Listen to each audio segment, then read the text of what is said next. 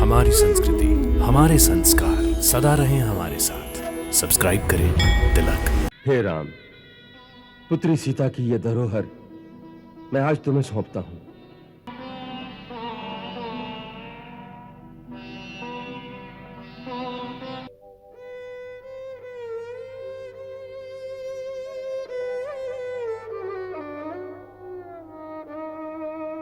हम कथा सुनाते राम सकल गुण धाम की। हम कथा सुनाते राम सकल गुण धाम की। ये रामायण है पुण्य कथा श्री राम की।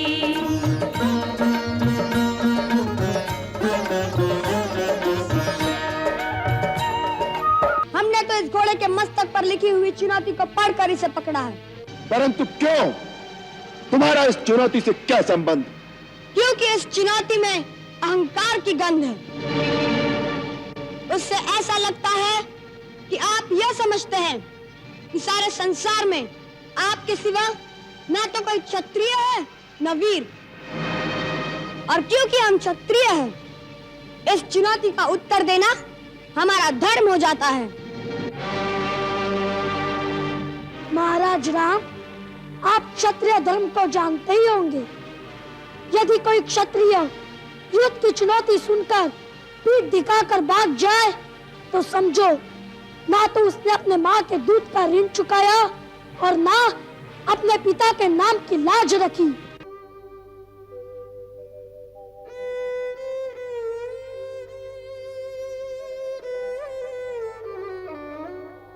उठो। यूं आनंद विभोर भय कहत न आवे बैन। दरस परस पातात का झर झर बरसे।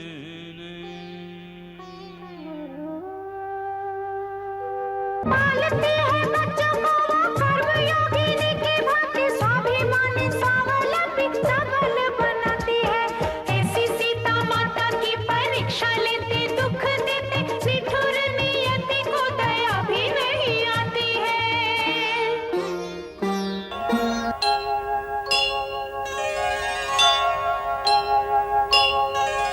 राजन, महर्षि वशिष्ठ सत्य कह रहे हैं। विधना स्वयं मनुष्य की जिह्वा पर आकर बैठ जाती है और वही कहलाती है जो भाग्य में लिखित होता है। सीता और आपका मिलन फिर साकेत धाम में होगा। प्रभु, अब आप सीता की धरोहर अपने इन पुत्रों को स्वीकार कीजिए। इन्हें आपके स्नेह की आवश्यकता है। गुरुदेव, हमारी माता जी हमें छोड़कर क्यों चली गई?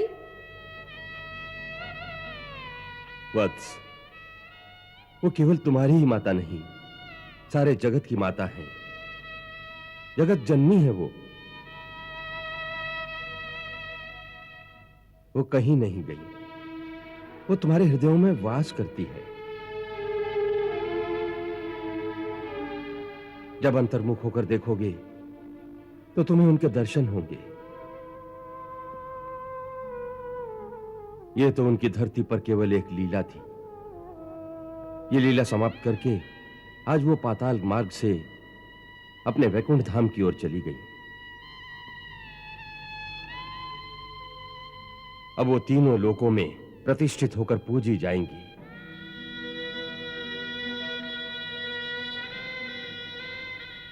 अब इस धरती पर तुम्हारे पिता ही तुम्हें माता का स्नेह देंगे।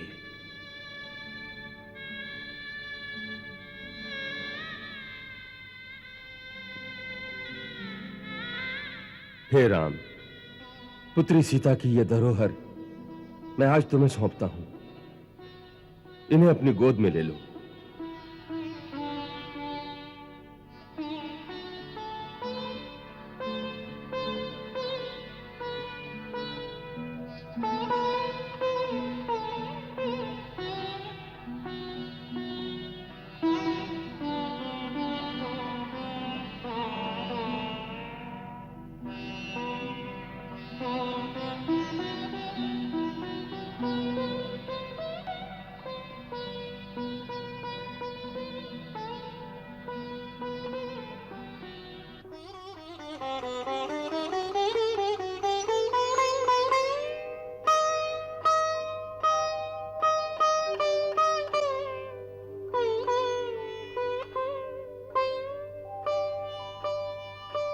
पुत्र कुश, वत्स लव, आपके जीवन में आज हमारा उत्तरदायित्व पूर्ण हो गया।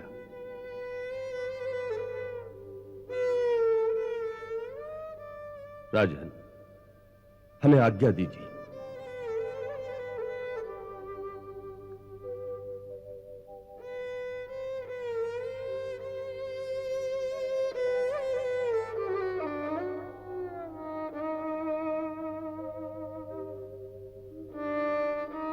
आपका कल्याण हो।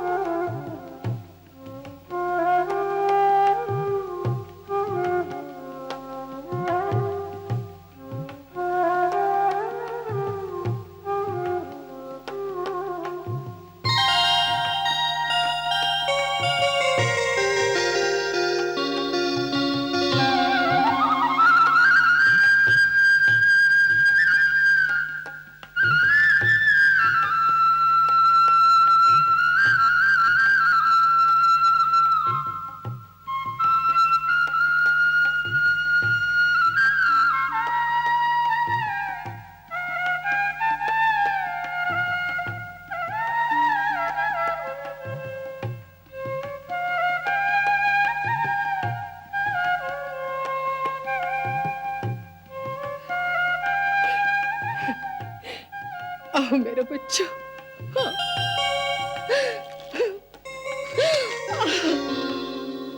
मेरे लाल, मेरे बच्चे, आओ।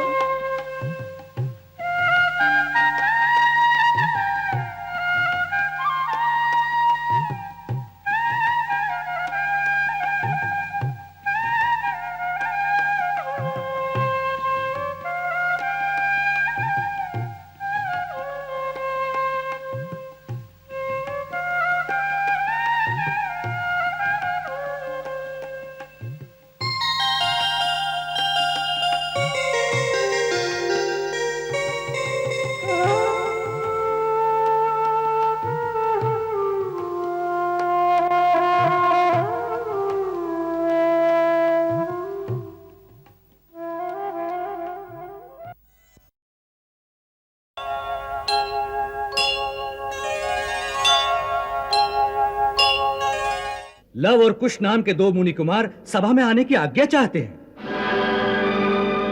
उन्हें आदर सहित अंदर ले आओ।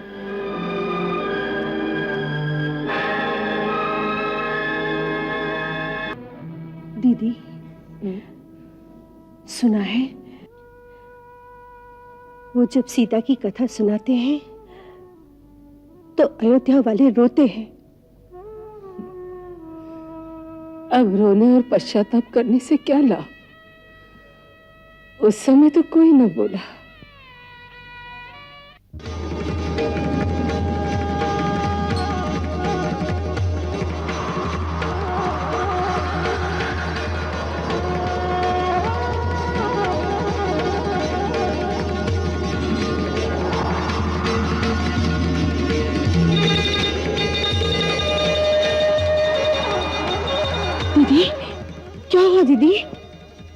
से देखकर क्षण भर के लिए तो मुझे ऐसा लगा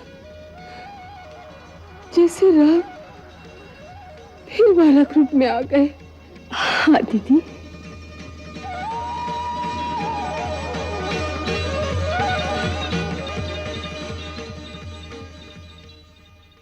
हम दोनों भगवान श्री वाल्मीकि के शिष्य लव और कुश, महाराज श्री राम और समस्त गुरुजनों को प्रणाम करते हैं।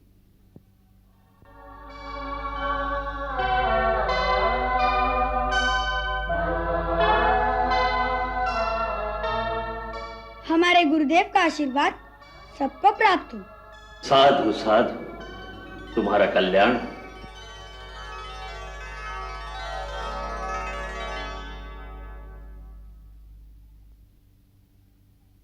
महाराज, हम आपकी आज्ञा अनुसार सभा में आ गए हैं। हमें क्या करना है, आज्ञा दीजिए। ये सभा तुम दोनों का स्वागत करती है। तुम दोनों ने न केवल अपनी वीरता की छाप हमारी सेना पर डाली है, वरन अपने स्वर के चमत्कार से अयोध्या वासियों को अभिभूत कर दिया है। हम इस सभा में तुम्हारा सम्मान करते हैं और सम्मान का प्रतीक अंगवस्त्र तुम्हें भेंट करते हैं।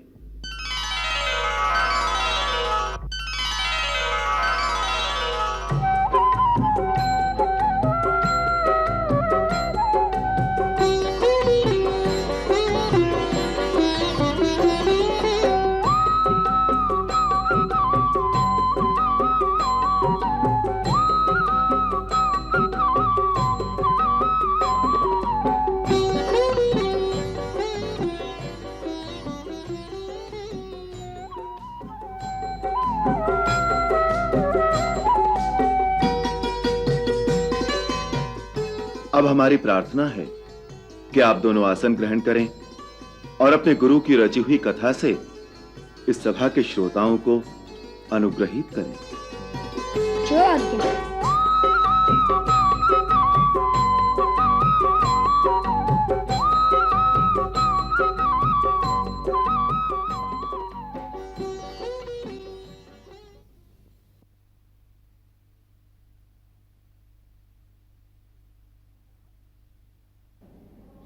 महाराज, रामायण नाम का महाकाव्य जो हम आपको सुनाने जा रहे हैं, वह हमारे गुरुदेव भगवान श्री वाल्मीकि ने परम पूज्य देवर्षि नारद जी और परम पिता ब्रह्मा जी के आदेश से आपके संपूर्ण जीवन चरित्र पर आधारित करके लिखा है। उन्होंने ही इसे संगीतबद्ध भी किया है। महाराज, इस महाकाव्य में जो कुछ हो चुका है और आगे जो कुछ भी होने वाला है, वह आपका सारा जीवन वृत्तांत हमारे त्रिकालदर्शी गुरुदेव ने पहले से ही देखकर लिख दिया है। परंतु हमें तो आज तक की ही कथा का ज्ञान है, भविष्य की कथा तो उन्होंने हमें भी नहीं पढ़ाई।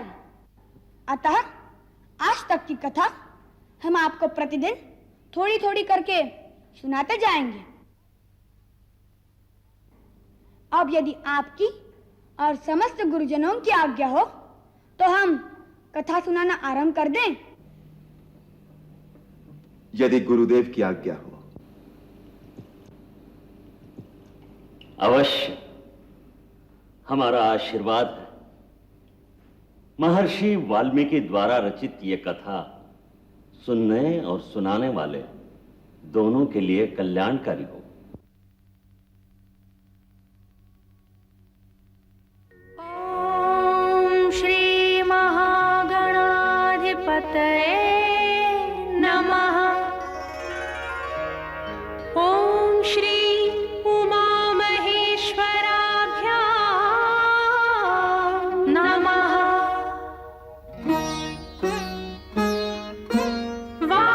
वाल्मीकि गुरुदेव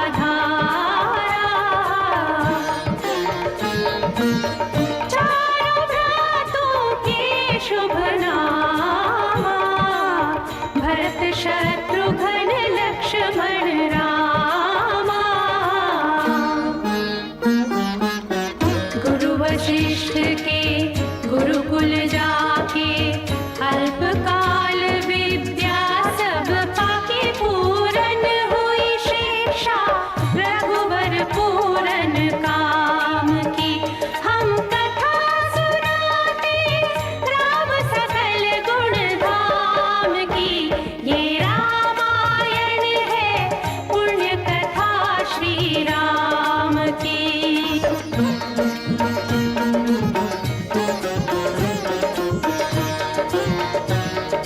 मृदु स्वर कोमल भावना रोचक प्रस्तुति ढंग एक एक कर वर्णन करें लव कुश राम प्रसंग।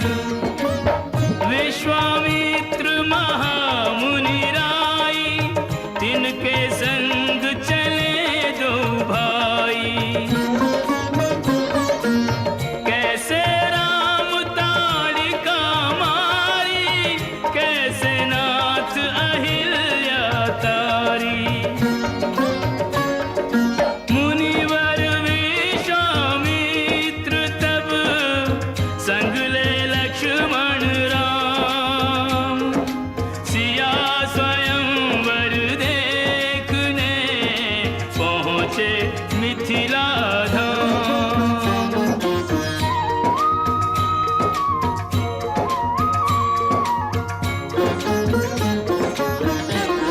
जनकपुर उत्सव है भारी। जनकपुर उत्सव है भारी। अपने वर का चयन करेगी सीता सुकुमारी। जनकपुर उत्सव है भारी। जनक राज का कठिन प्रण सुनो सुनो सब कोई। जो तोड़े शिव धनुष को सो सीतापति हो। कुतुरी शिव धनुष कठोर सबकी दृष्टि राम की ओर। राम विनय गुण के अवतार गुरुवर की आज्ञा सिरधार। सहज भाव से शिव धनु तोड़ा। जनक सुता संग नाता जोड़ा। रघुवर जैसा और न कोई सीता की समता नहीं होई। दो करे पराजित कांति कोटि रति काम की। हम कथा सुनाते राम सकल गुण धाम की। ये रामायण है पुण्य कथा सिया राम की।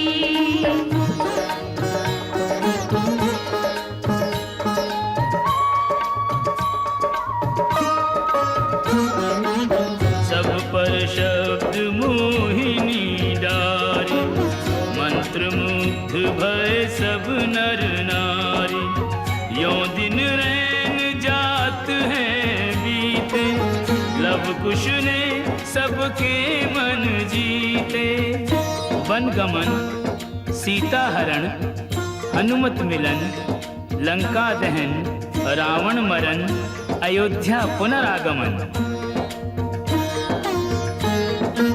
सविस्तार सब कथा सुनाई राजा राम भय रघुराई। राम राज आयो सुखदाई सुख समृद्धि श्री घर घर आई।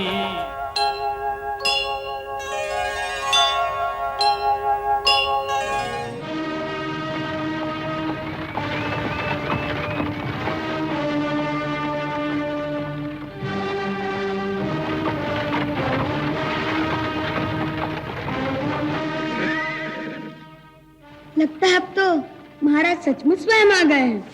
आने दो।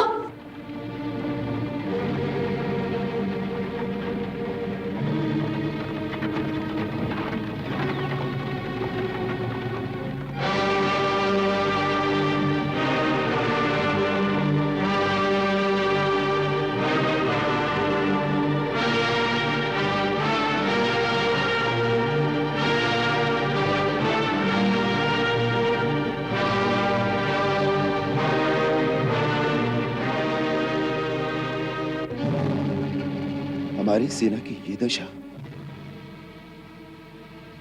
वीरभद्र, विश्वास नहीं होता कि केवल 2 छोटे मुनि कुमारों ने अयोध्या की चतुरंगिनी सेना का यह हाल कर दिया है। परंतु ये सत्य है महाराज। बड़े अचरज की बात है। यह कोई साधारण मानव नहीं कर सकता। महाराज, मुझे तो वो साधारण भी नहीं लगते और मानव भी नहीं लगते। मुझे तो वो 2 छोटे छोटे देवता लगते हैं जिन्हें देखकर प्रणाम करने को मन होता है। अवश्य कुछ ऐसा ही हो सकता है, अन्यथा लक्ष्मण, भरत, हनुमान और सुग्रीव जैसे वीर इस प्रकार धराशायी न हो जाते। ये सारी बातें सुनकर हम भी उनके दर्शनों को लालायित हो रहे हैं।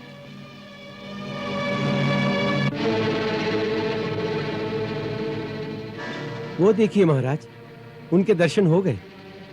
वो दोनों वीर पेड़ों के उस ओर खड़े हैं।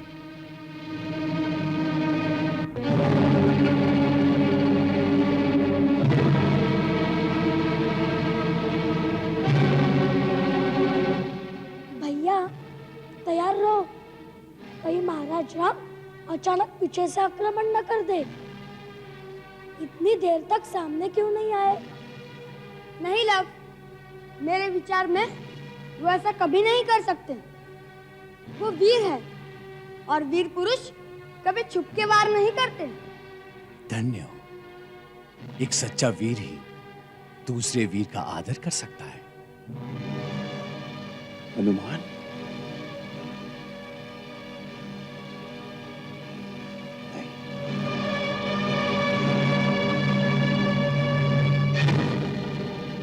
रथ आगे ले चलो।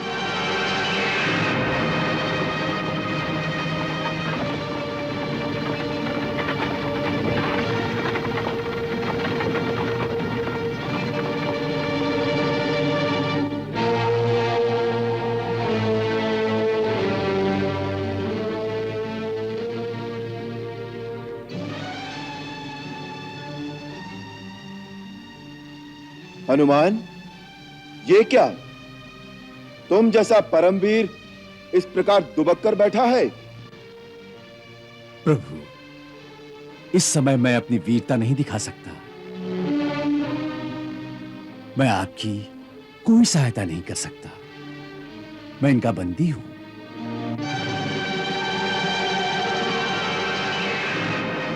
ये तो इन्होंने दया करके मेरे हाथ पांव खोल दिए। मैंने इन्हें वचन दिया है कि मैं अपने खुले हाथों का प्रयोग केवल भोजन के लिए ही करूंगा। आप मुझे क्षमा कीजिए प्रभु।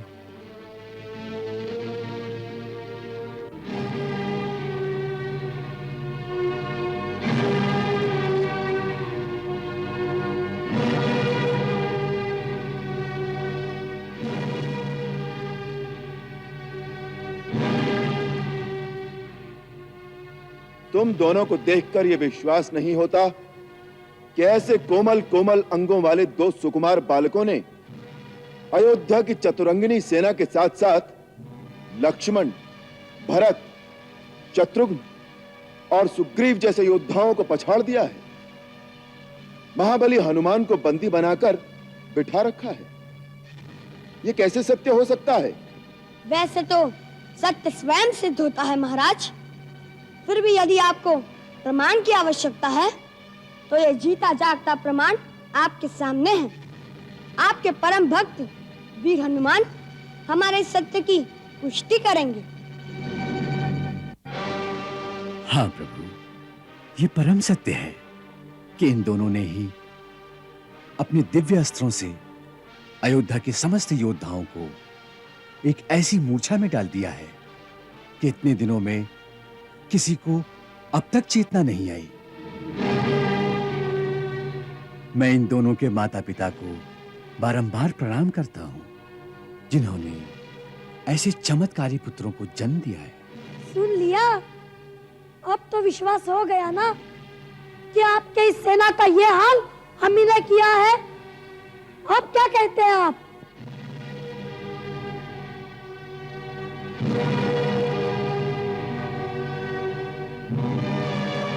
ये अश्वमेध यज्ञ का घोड़ा हमारे राज्य की चतुर्दिश वृद्धि का प्रतीक है। तुम कोई राजा या राजकुमार तो नहीं हो कि तुम्हें हमारी राज्य वृद्धि से ईर्ष्या हो। फिर तुमने किस लोभ से हमारे इस घोड़े को पकड़ा है? न हमें कोई लोभ है, न हमें किसी राज्य की लालसा है, न हमें आपकी राज वृद्धि से ईर्ष्या है। हमने तो इस घोड़े के मस्तक पर लिखी हुई चुनौती को पढ़कर इसे पकड़ा है। परंतु क्यों? तुम्हारा इस चुनौती से क्या संबंध? क्योंकि इस चुनौती में अहंकार की गंध है। उससे ऐसा लगता है कि आप यह समझते हैं कि सारे संसार में आपके सिवा ना तो कोई क्षत्रिय है न वीर, और क्योंकि हम क्षत्रिय हैं, इस चुनौती का उत्तर देना हमारा धर्म हो जाता है। महाराज राम, आप क्षत्रिय धर्म को जानते ही होंगे। यदि कोई क्षत्रिय युद्ध की चुनौती सुनकर पीठ दिखाकर भाग जाए तो समझो ना तो उसने अपने माँ के दूध का ऋण चुकाया और ना अपने पिता के नाम की लाज रखी।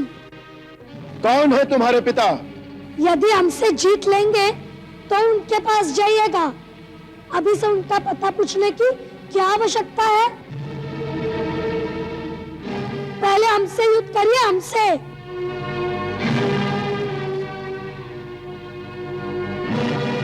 सोच क्या रहे हैं? उठाइए धनुष। तुम्हारे गुरु ने तुम्हें कोई तंत्र विद्या सिखाई है? क्यों? क्योंकि जो कार्य तुमने किया है वो अवश्य दंड देने योग्य है, परंतु तुम्हें देखकर हमारे मन में न तो दंड देने की इच्छा हो रही है और न तुमसे युद्ध करने की। मेरी अवस्था भी यही है। मैं तो यही सोच रहा हूँ कि आप किसी मोहिनी मंत्र का जाप कर रहे हैं।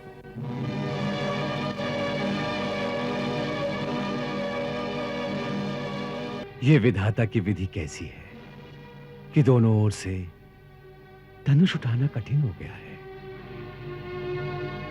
महाराज राम, इस प्रकार यह मंत्र तंत्र का प्रयोग वीरों के लिए उचित नहीं है। यदि कर सकते हैं तो सच्चे क्षत्रिय की भांति हमें अस्त्र शस्त्र से पराजित करिए, भावना की मोहिनी डालकर नहीं। बालक, हम तुम्हारे सारे अपराध क्षमा कर देते हैं। ये यज्ञ का अश्व हमें लौटा दो, हम तुम्हें कोई दंड नहीं देंगे। युद्ध में हमें पराजित कीजिए और घोड़ा ले जाइए। और ये भी याद रखिए, घोड़ा लिए बिना चले गए तो समस्त विश्व में अपयश फैलेगा। बालक, हमें विवश मत करो। जब युद्ध भूमि में आ ही गए हैं महाराज, तो अब और कोई मार्ग नहीं बचा। एक ही मार्ग रह गया है। धनुष उठाइए।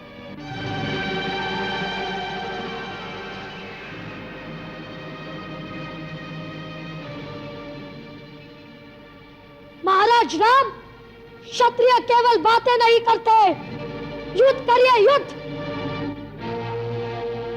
उठाइए धनुष। महाराज राम, यदि आप क्षत्रिय हैं तो आपको अपने पूर्वजों की आन है कि युद्ध भूमि में सारी मोह ममता त्याग कर एक वीर क्षत्रिय की भांति व्यवहार कीजिए और अपना धनुष उठाइए। बालक, हमें ऐसी शपथ मत दो कि हम विवश हो जाएं। हे राम, ये आप क्या कर रहे हैं?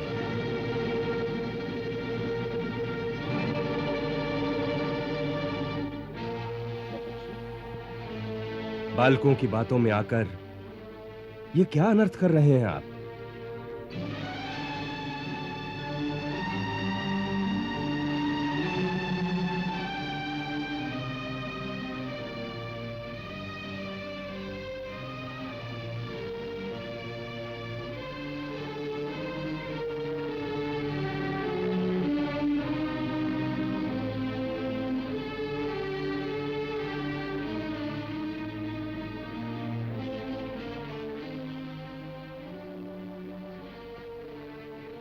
कल्याण मस्तु।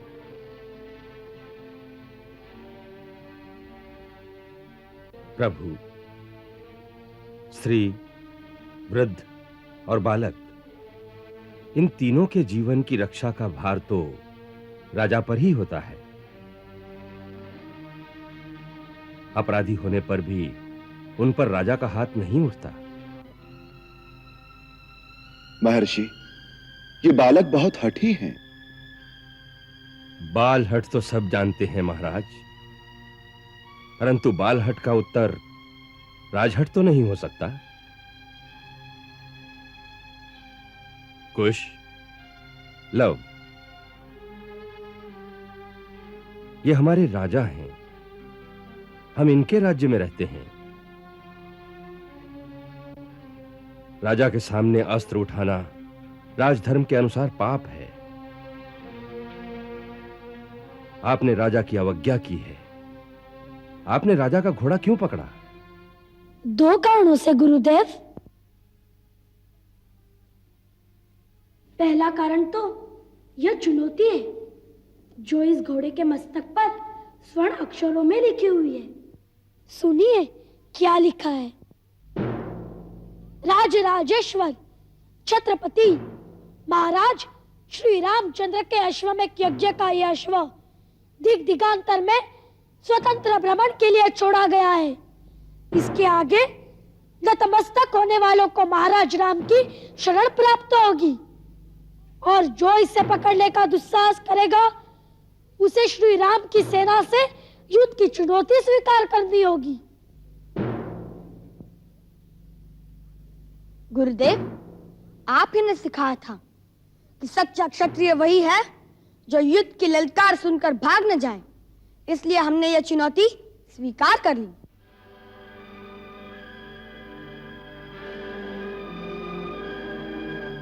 और दूसरा कारण? कुछ भैया को महाराज राम से कुछ प्रश्न पूछ लेते, सो मैंने सोचा वैसे तो हमारी भेंट महाराज राम से हो नहीं सकती। यदि यह घोड़ा पकड़ ले तो उसे छुड़ाने के लिए महाराज राम स्वयं आएंगे और कुछ भैया उनसे प्रश्न भी पूछ लेंगे। पूछो, क्या प्रश्न पूछना चाहते हो? एक ही प्रश्न है महाराज कि हमारे गुरुदेव कहते हैं आप मर्यादा पुरुषोत्तम हैं, परंतु यह कहाँ की मर्यादा है कि उस पत्नी का जिसकी पवित्रता पर आपको स्वयं विश्वास है, केवल कुछ लोगों की निंदा के कारण त्याग कर दिया जाए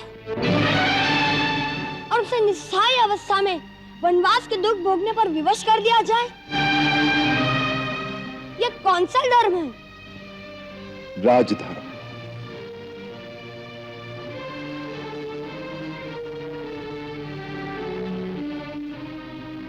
एक साधारण मानव के धर्म और एक राजा के धर्म में इतना ही अंतर है। एक साधारण मानव का प्रथम धर्म है अपनी पत्नी, अपने बच्चों, अपने भाई बहनों, माता पिता और निकट सगे संबंधियों की रक्षा करना, उनको सुख पहुंचाना और यदि कठिन समय आए तो दुख में उनका साथ देना। परंतु वही मानव जब राजमुकुट पहनकर राजा बन जाए तो उसका प्रथम धर्म अपने निजी सुख या दुख और अपने निकट सगे संबंधियों के सुख दुख में उनका साथ देना नहीं रहता, वरन राजा का धर्म केवल प्रजा रंजन होता है। उसके सारे कर्म प्रजा मत के अधीन होते हैं, फिर चाहे निजी तौर पर उसे सुख हो या दुख। उसका कर्तव्य तो वही है जिससे प्रजा का कल्याण हो, प्रजा रंजन हो और जिसमें प्रजा का मत हो। यही उसका पहला धर्म भी है और यही उसका आखिरी धर्म भी है। इसे ही राजधर्म कहते हैं। तो इसका अर्थ यह है कि यह अन्याय आपने नहीं, अयोध्या की प्रजा ने किया है।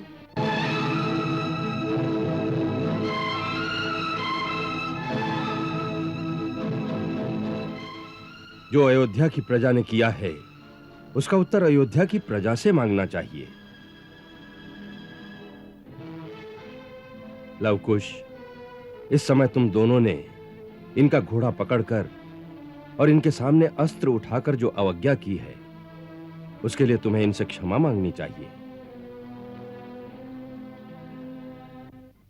महाराज राम के विरुद्ध तुम्हारा अस्त्र उठाना ऐसे ही धर्म विरुद्ध है जैसे तुमने अपने पिता के ही सामने अस्त्र उठाए हो, क्योंकि राजा प्रजा के लिए पिता समान ही होता है।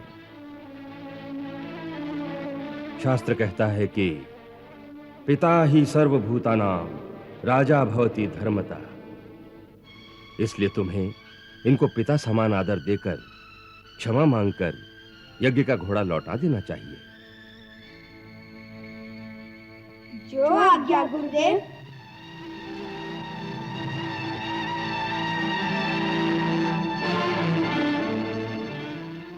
महाराज, हमने क्षत्रियोचित कर्तव्य समझकर भूल से आपकी जो अवज्ञा की है, उसके लिए हम आपसे क्षमा मांगते हैं। यदि आप हमें कोई दंड देना चाहे तो वह भी हमें स्वीकार है।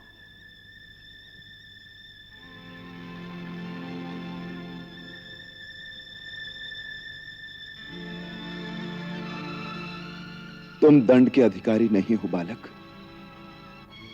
तुम्हारे जैसे वीर, गुणी और ज्ञानी बालक जिस राजा के राज्य में हो, उसे उन पर गर्व करना चाहिए और पुरस्कार देना चाहिए।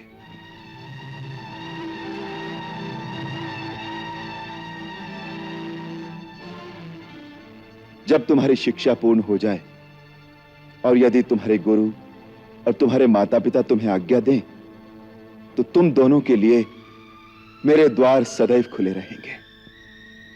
उचित समय आने पर ये दोनों आपकी इस उदारता का लाभ अवश्य उठाएंगे। कुश, वत्स, अयोध्या की सेना पर इस पहली विजय से तुमने मेरी विद्या सफल कर दी। अब चैतन्य अस्त्र द्वारा इन सब की मूर्छा भंग कर दो, जिससे महाराज समस्त बंधु बांधुओं सहित जाकर अपना यज्ञ संपूर्ण कर सकें। जो आज्ञा गुरुदेव। चलिए महाराज।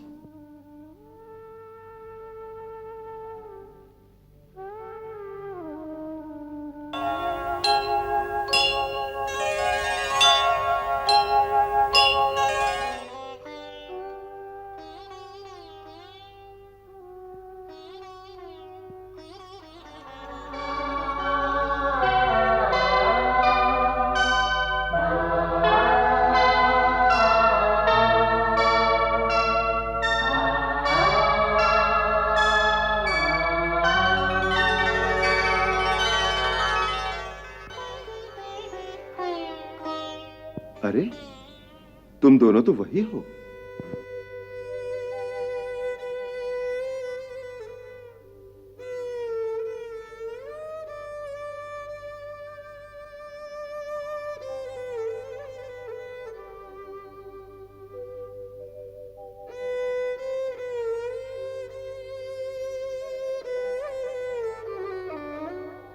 उठो।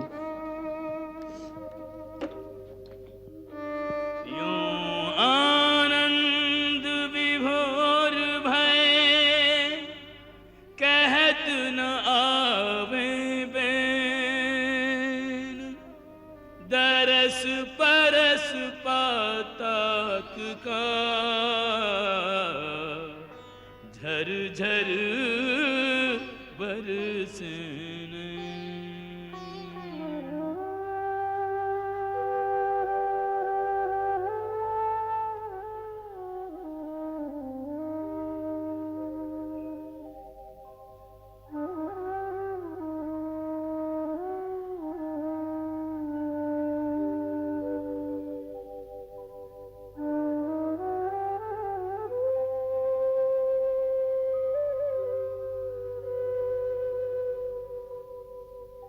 तुम्हारी आंखों में अश्रु क्यों? प्रसन्नता से महाराज। आपने जो अपना हाथ हमारे सिर पर रखा, उसी से आंसू निकल आए। क्यों? महाराज राम अपना हाथ जिसके सर पर रख देंगे, उसकी तो यही दशा होगी महाराज। जैसे पिता का प्यार पाकर पुत्र भावुक हो जाता है, उसी प्रकार आपका दुलार पाकर हम जैसे प्रजाजनों का भाव विभोर हो जाना प्राकृतिक ही है।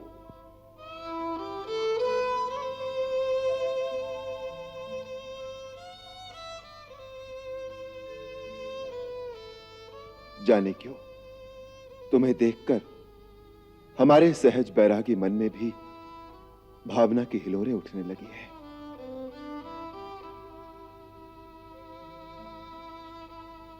उस दिन तुम्हारा वीर रूप देखा और आज तुम्हारे स्वर का चमत्कार। वीरता में भी निपुण और संगीत के सुर ताल का भी इतना ज्ञान, कैसा अद्भुत मेल है। ये सब तो हमारे गुरुदेव की अनुकंपा है। संगीत की शिक्षा उन्होंने दी है? जी महाराज।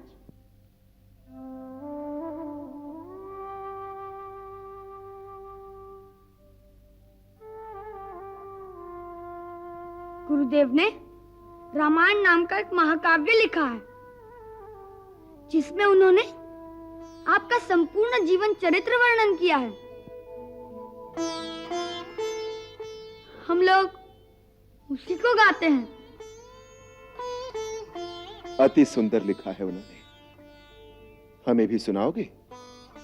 यदि आपकी आज्ञा होगी तो अवश्य सुनाएंगे, परंतु यदि सारी रामायण सुनेंगे तब तो बहुत दिन लगेंगे।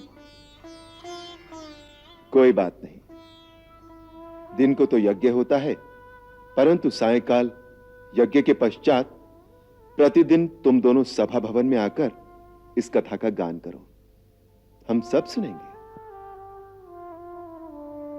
जो आज्ञा महाराज।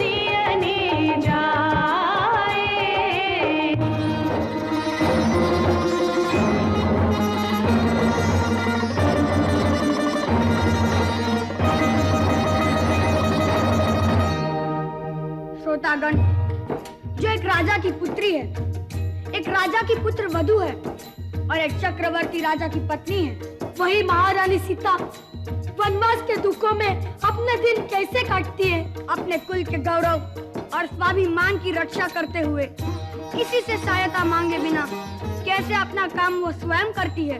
स्वयं वन से लकड़ी काटती है, स्वयं अपना धान कूटती है, स्वयं अपने चक्के पीसती है और अपनी संतान को स्वावलंबी बनने की शिक्षा कैसे देती है। अब उसकी एक करुण झांकी देखिए। जनक दुलारी कुल वधु दशरथ जी की राज रानी होके दिन वन में बिताती है।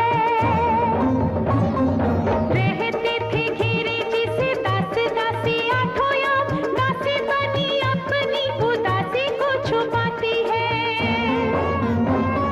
धर्म प्रवीण सती परम कुलीन सब विधि दोषहीन जीना दुख में सिखाती है। जग माता हरि प्रिय लक्ष्मी स्वरूपा सिया फूटती है धार भोज स्वयं बनाती है। कठिन कुल्हाड़ी लेके लकड़ियां काटती है, कर्म लिखे को पर काट नहीं पाती है। फूल भी उठाना भारी जिस सुकुमारी को था, दुख भरे जीवन का बोझ वो उठाती है। अर्धांगिनी रघुवीर की वो धर धीर भरती है, नीर नीर नैन में न लाती है। इसके प्रजा के अपवादों के कुचक्र में वो पीसती है, जाके स्वाभिमान को बचाती है। पालती है बच्चों को वो कर्मयोगिनी की भांति, स्वाभिमानी स्वावलंबी सबल बनाती है। ऐसी सीता माता की परीक्षा लेते, दुख देते, निठुर नियति को दया भी नहीं आती है।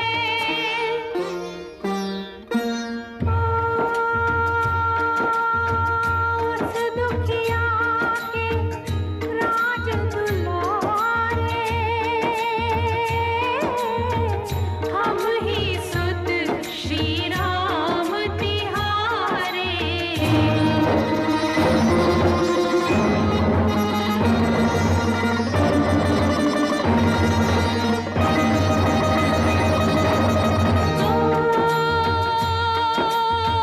सीता माँ की आँख के तारे,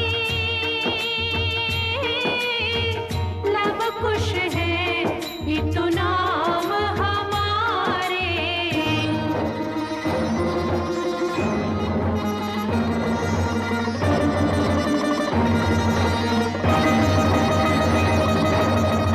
हे पितु भाग्य हमारे जागे, राम कथा कही राम के आगे।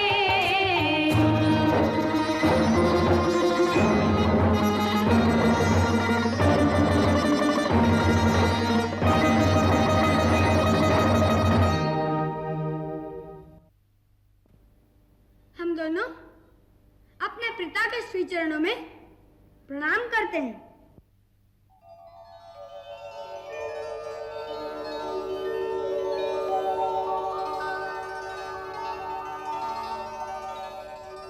और उस दिन भूल से यदि कोई अवज्ञा हो गई हो तो उसके लिए हम महाराज से क्षमा मांगते हैं।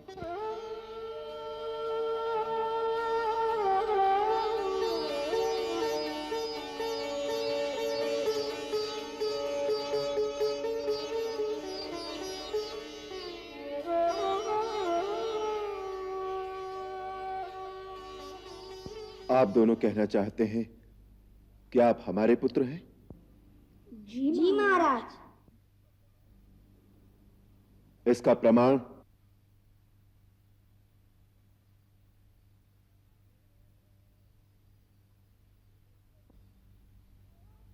हम दोनों ने आज तक कभी झूठ नहीं बोला और ना ही हमारे गुरुदेव का लेखा झूठ हो सकता है। इसलिए आपको ये बात माननी चाहिए कि जो कथा हमने आपको सुनाई है वह सत्य है।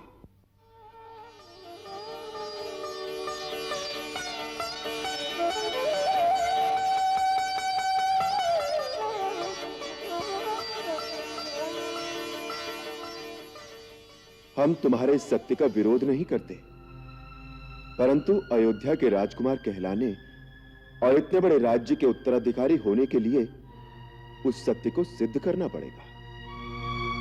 प्रजा इसका प्रमाण पूछेगी और वो प्रमाण तुम्हारी माताजी दे सकती है।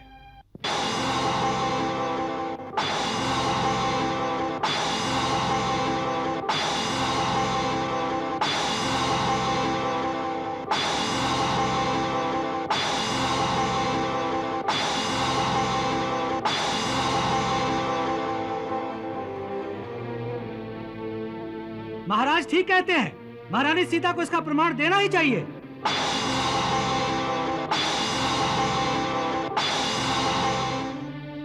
अब प्रमाण की क्या आवश्यकता है? महर्षि वाल्मीकि जैसे त्रिकालदर्शी ने जो लिख दिया है वही प्रमाण है।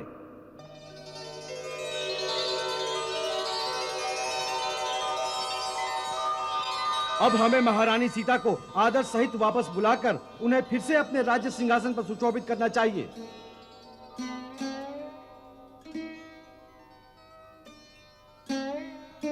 हमें तो माता सीता के चरणों में गिरकर अपने अपराधों की क्षमा मांगनी चाहिए। अब भी उनसे प्रमाण मांगने अत्याचार है। अग्नि परीक्षा से बड़ा प्रमाण क्या हो सकता है? और वो ये प्रमाण दे चुकी हैं। परंतु वो अयोध्या वासियों ने नहीं देखी।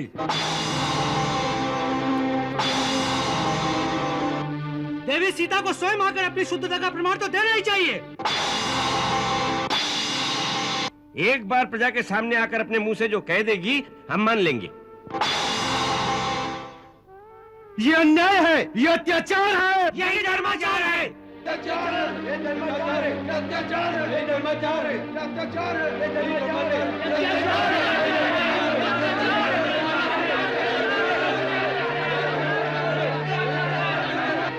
इसका निर्णय कौन करेगा?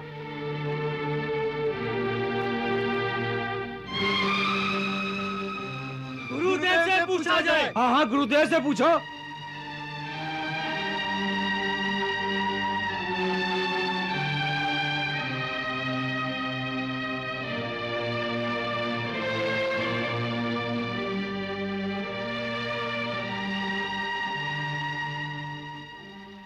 राजा में ईश्वर का अंश होता है, इसलिए राजा ही इसका निर्णय करें। उनकी बात सबको स्वीकार करनी होगी।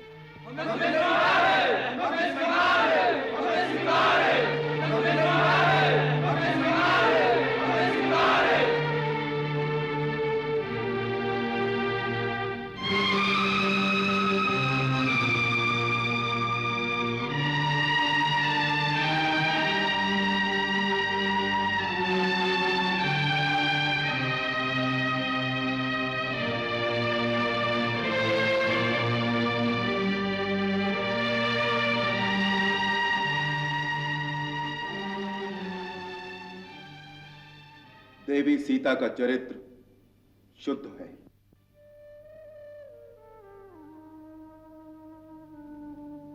उनमें किसी प्रकार का कोई पाप नहीं है। फिर भी राज सिंहासन की उच्च मर्यादा स्थापित रखने के लिए यह उचित है कि वो महर्षि वाल्मीकि की अनुमति से कल इस सभा में आकर सारे जन समुदाय के सामने अपनी शुद्धता की शपथ लें, जिससे ये लोकापवाद सदा के लिए समाप्त हो जाए और हम राज सिंहासन पर उन्हें सम्मान पूर्वक बिठा सकें।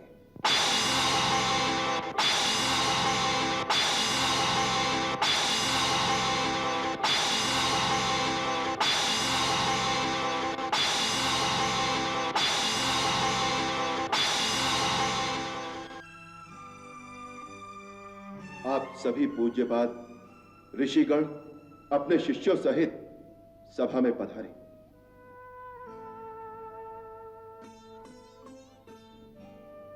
समस्त राजा लोग भी उपस्थित हो